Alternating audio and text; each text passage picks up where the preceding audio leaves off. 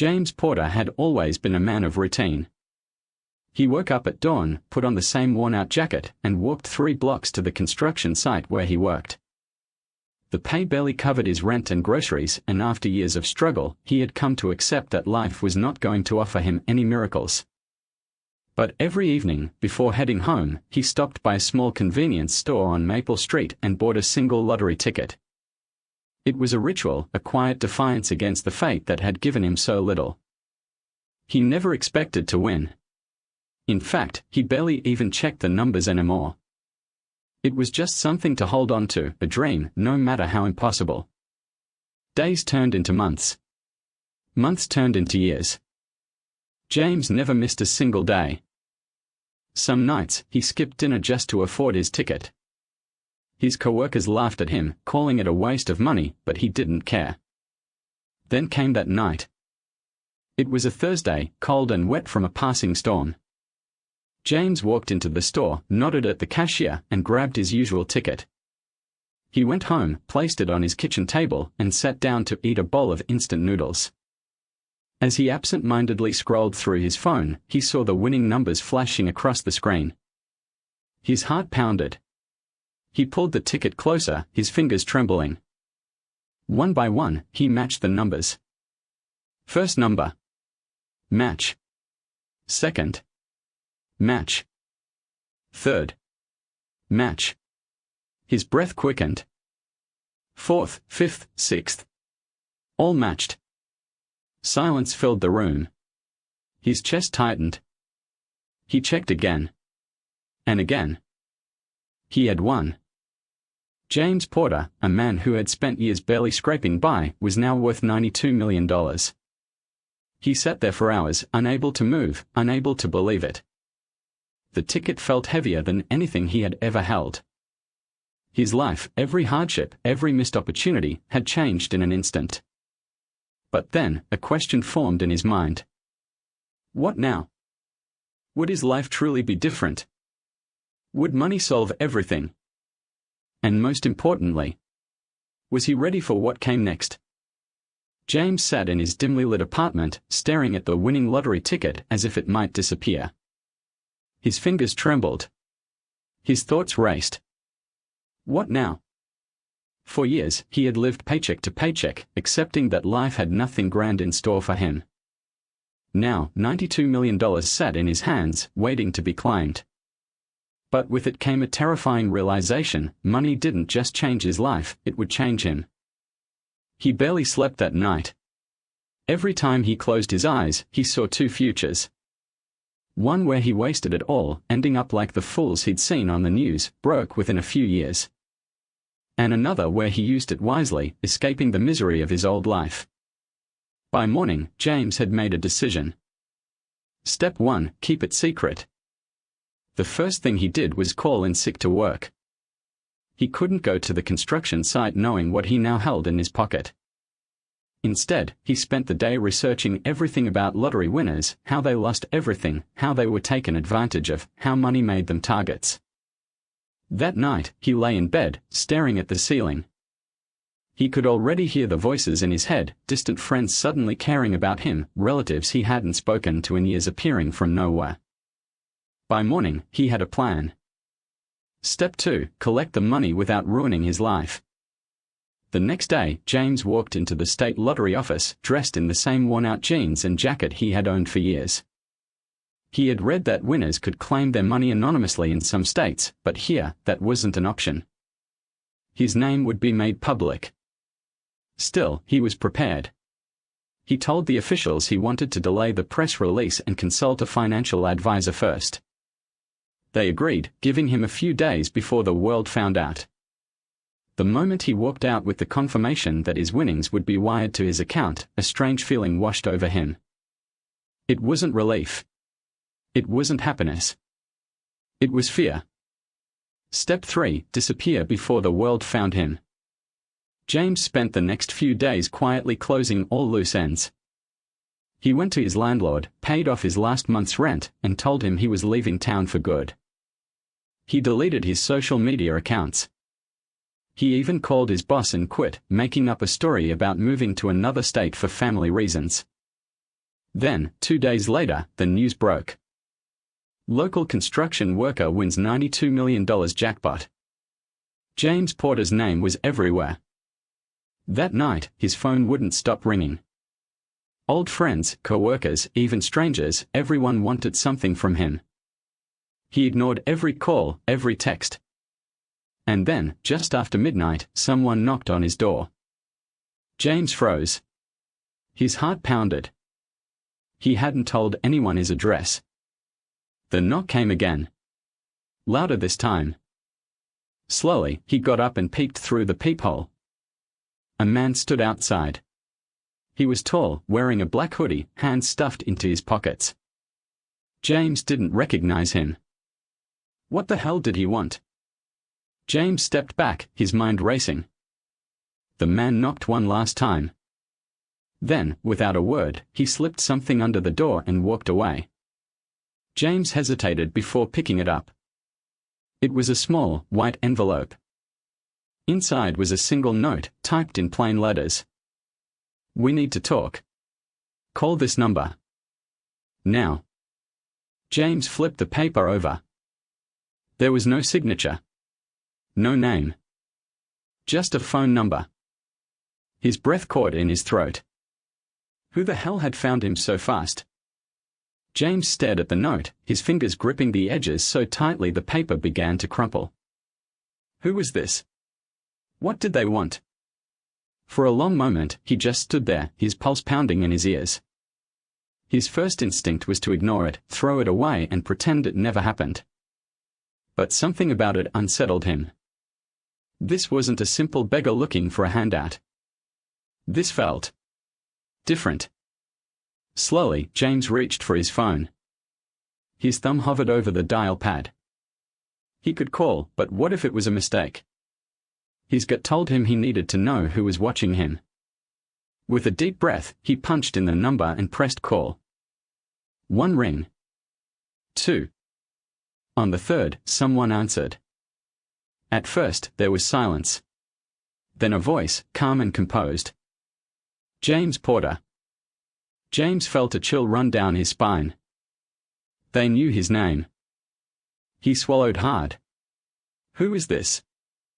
A brief pause. Then. Someone who wants to help you. James let out a short, humorless laugh. Yeah. Because leaving creepy notes under my door is really convincing. The voice remained steady. You're in danger, James. More than you realize. James clenched his jaw. From who? Another pause. Then the voice spoke again, lower this time. Everyone. James felt his stomach tighten. Listen carefully, the voice continued. You've made 2 mistakes already. You claimed the money publicly. And you didn't disappear fast enough. James looked out his apartment window instinctively, scanning the street below.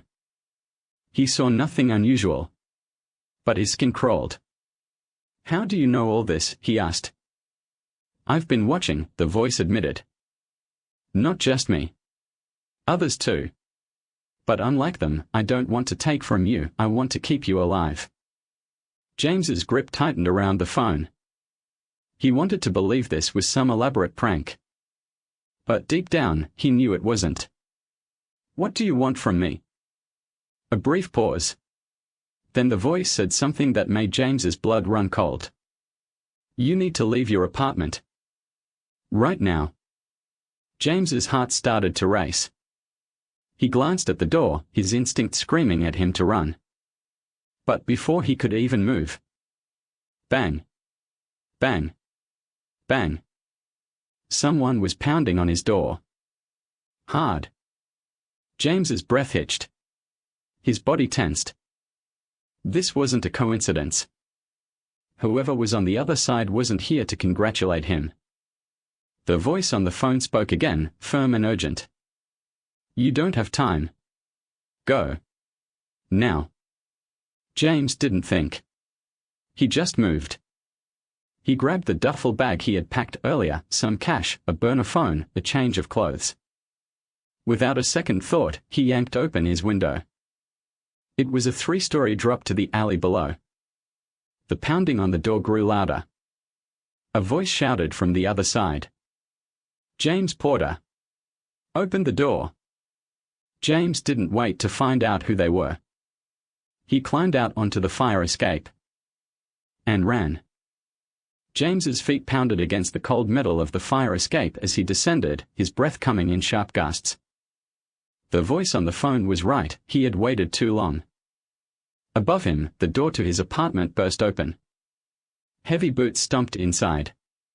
Whoever they weren't police. No one yelled, "Hands up," or "We have a warrant."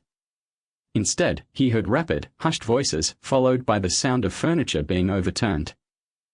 They were searching for him. James didn't stop. He jumped down the last few rungs of the fire escape, landing in the alley behind his building. His knee buckled slightly from the impact, but he pushed through the pain and kept running. The voice on the phone came through again. "Good. Keep moving. Lose them." James turned onto a side street, weaving between parked cars. "Who the hell are these guys?" he panted. A short silence.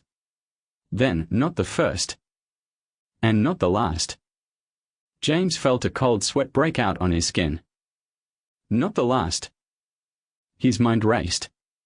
Who were they? Thieves. A gang. Someone who knew he had the money and wanted a piece. He had no time for answers.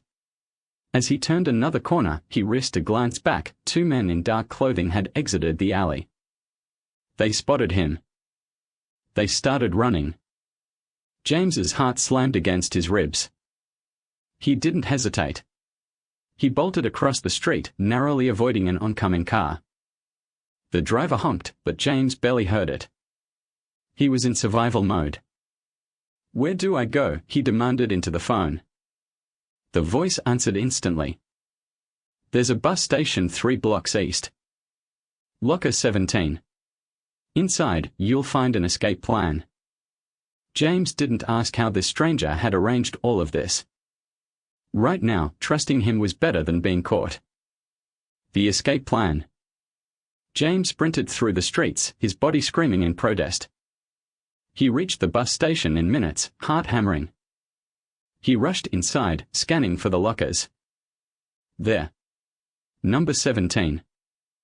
Hands shaking, he yanked it open. Inside was a small black duffel bag. He grabbed it and ran into the nearest bathroom, locking the stall behind him. Only then did he take a breath and unzip the bag. Inside, he found a fake passport, name, Daniel Carter. A train ticket, destination, Mexico City. A stack of cash, probably $50,000 in $100 bills. A note. James unfolded the note with unsteady fingers. The message was simple. Go south. Disappear. They will never stop hunting you. James felt his stomach turn. He stared at his reflection in the scratched bathroom mirror. Everything was gone. His old life, his job, his home. The moment he claimed that lottery ticket, he had unknowingly signed away his freedom. There was no going back. He clenched his jaw, gripping the bag tighter. Fine. If the world wanted to take from him, then he'd play by new rules. He wouldn't be hunted. He'd be the one disappearing first. James put on a baseball cap, adjusted his jacket, and walked out of the bathroom, no longer a construction worker from a dead-end job. Now, he was Daniel Carter. And he was about to become a ghost.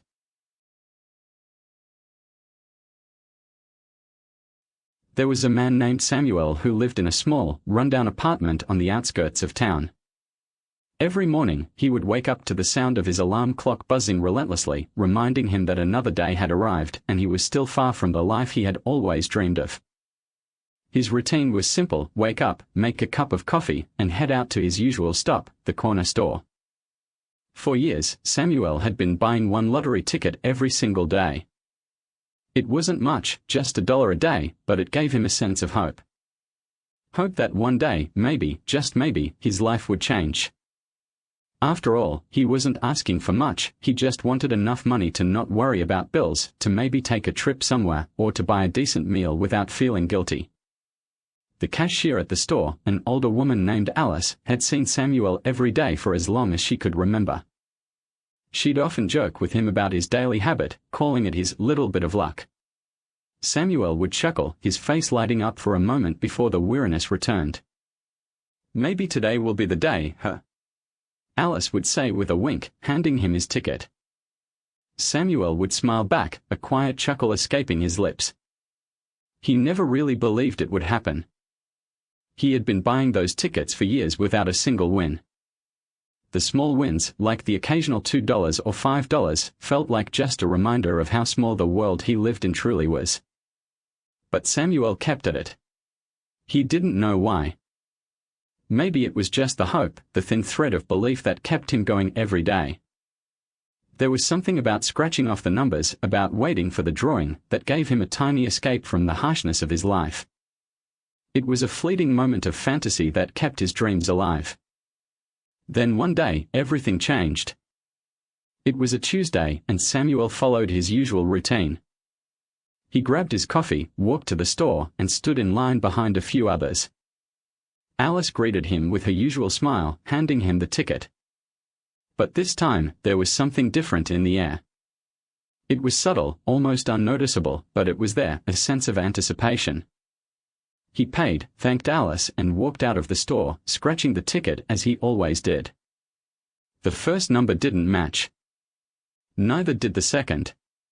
He moved on to the third, the fourth, the fifth, and then his heart skipped a beat. The sixth number matched. He stopped walking. The scratch-off seemed to blow for a moment as his eyes tried to focus. Could it be? No, it couldn't. There was no way. But as his fingers shakily revealed the final number, it was there. The jackpot. Samuel had won. The world around him suddenly felt different. The hustle of the streets, the honking of cars, the chatter of pedestrians, all of it seemed distant, as if he was watching everything from a dream. His heart raced and his hands trembled as he stared at the numbers. This was real. This was happening. The first thing he did was go straight to the store. He didn't care that the ticket was already in his hand, he needed to hear it from someone else. He needed confirmation that this wasn't a mistake. Alice looked at him curiously as he approached the counter, ticket still in hand, a dazed expression on his face. "What's wrong, Samuel?" she asked, noticing the shock in his eyes. He held out the ticket to her without saying a word. Alice took it from him, scanning it with the store's machine. The seconds felt like hours. Finally, the machine beeped, and she looked up at him, wide-eyed. You won," she said, her voice barely above a whisper. "Samuel, you really won." It took a moment for the words to sink in, but when they did, Samuel felt a wave of emotions crash over him. Joy. Relief. Confusion. He had spent so many years imagining this moment, but now that it was real, he didn't quite know what to feel. The prize was life-changing, a sum that would lift him out of poverty, pay off his debts, and give him the freedom he had only dreamed of. But Samuel knew that this wasn't the end. This was just the beginning. He could finally stop worrying about the bills, the rent, the endless struggle to get by. He could take a breath, live without fear of tomorrow. As he walked out of the store, a smile slowly spread across his face. He hadn't won just money, he had won a chance at something more, a chance at a future he never thought possible. The next day, Samuel went back to the store. He still bought his ticket, though this time it wasn't about hope. It was about gratitude. He was no longer the man he had been just a day ago.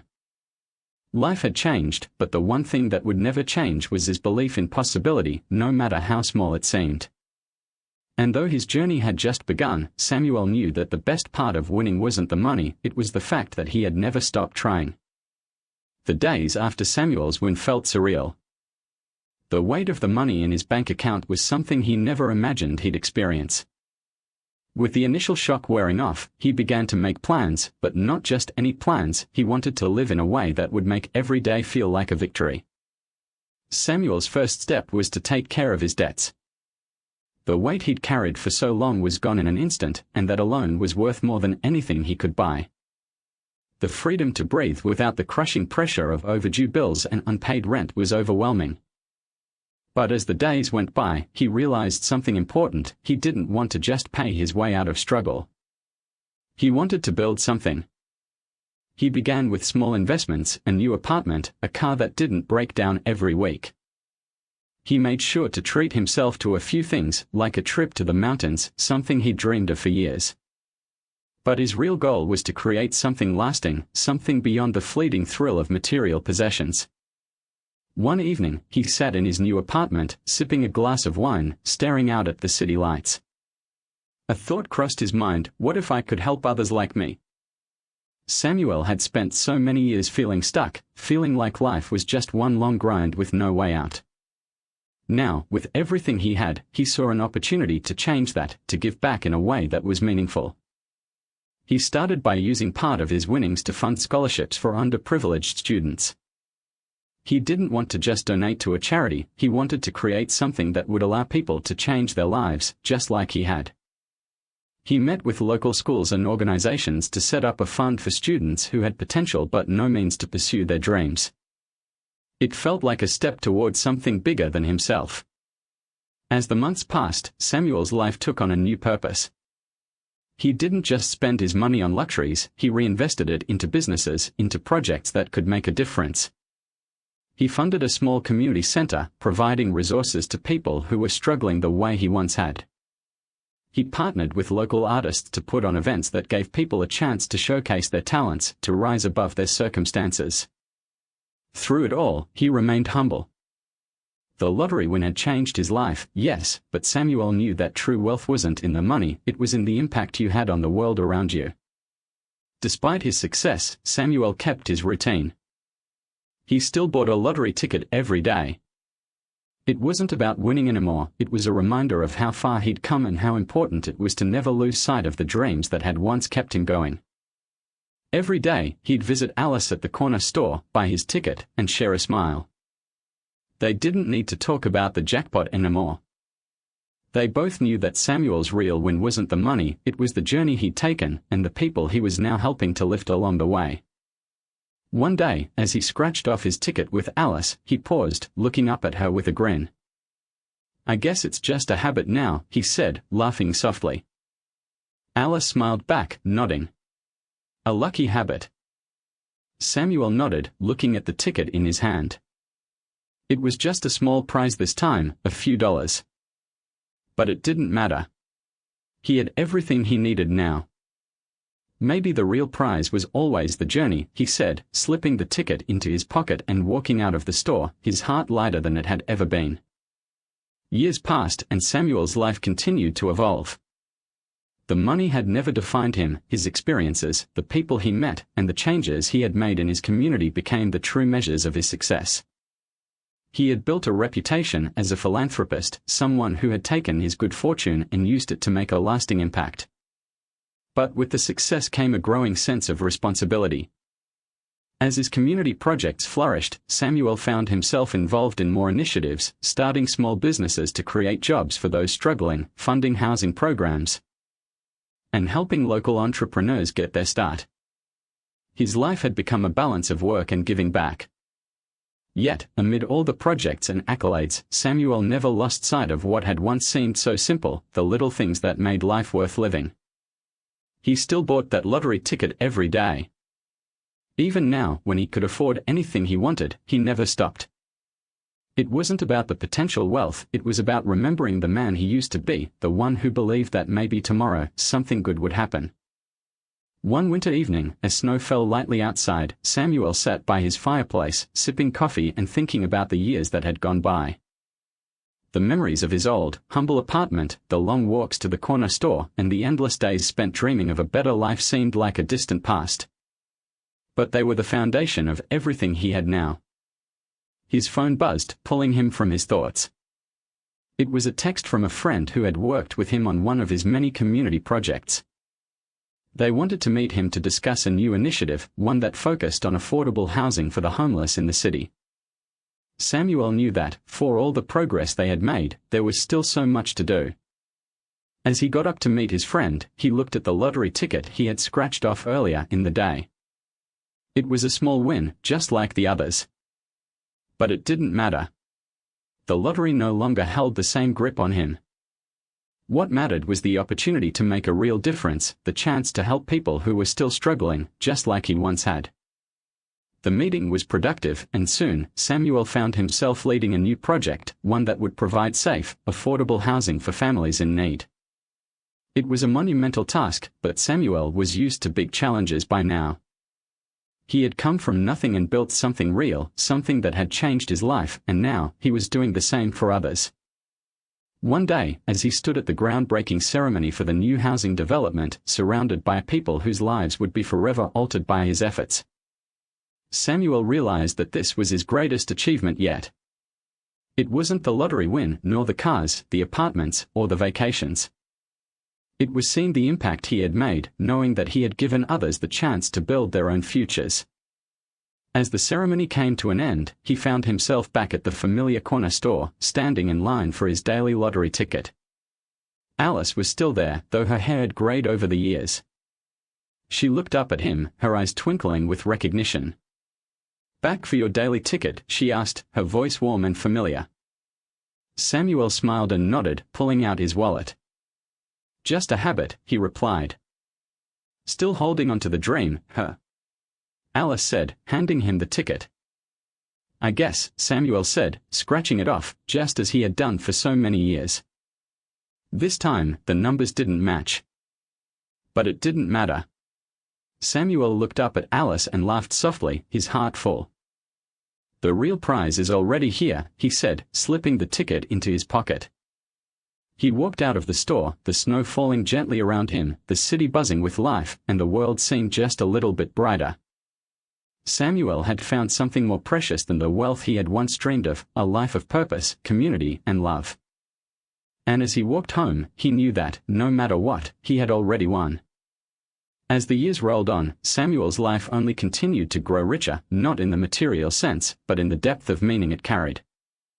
The projects he had started flourished, the community he had helped uplift thrived, and the people he had impacted began to pass on their own acts of kindness, creating a ripple effect that reached far beyond his expectations. One quiet afternoon, Samuel stood on the balcony of his home, overlooking the city he had once felt so distant from. The skyline, dotted with new buildings and green spaces, was a testament to the changes that had come with his efforts, and yet, it wasn't the cityscape that filled him with peace. It was the faces of the people he had met along the way, the single mother who had been given a scholarship to attend college, the homeless man who had found work through one of his job programs, the young entrepreneur who had opened her own cafe with a loan from the fund he had established. It was in their successes, in their transformations, that Samuel found the true reward of his journey. And for the first time in years, he felt no need to seek anything more. He had already built the life he had once only dreamed of, full of love, purpose, and connection. One day, as he prepared to visit one of the housing projects he had helped fund, he passed by the corner store. The memories of his daily lottery ticket habit flashed in his mind. He hadn't bought one in a long time, not since the day he had realized that his life was already more than he had ever hoped for. Still, on a whim, he walked inside. Alice was there, just as she had always been, her face lighting up when she saw him. "Well, look who it is. I thought you'd stopped by for good," she joked, smiling at him. "Here for your daily ticket." Samuel laughed softly, shaking his head. "You know, I think I'm done with the tickets." Alice raised an eyebrow. "Really? After all these years?" "Yeah," he said, looking around the store. "I think I finally found my jackpot."